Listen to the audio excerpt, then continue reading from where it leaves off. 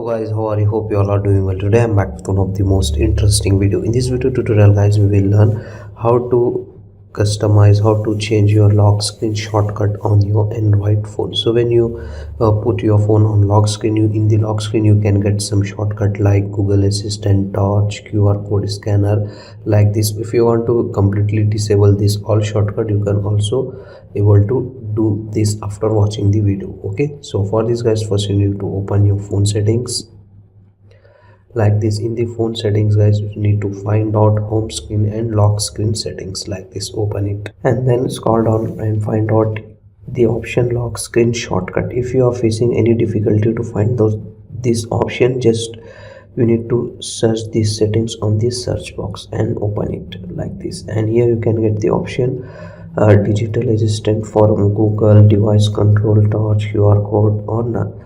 If you want to disable it completely, just select none option from here. That's it. Okay, so this is the way to customize or disable the lock screen shortcuts on your Android phone. So that's it for today guys, the short and simple video. Hope you enjoy this. If you enjoy, please guys like, share and subscribe to our channel. Thank you very much.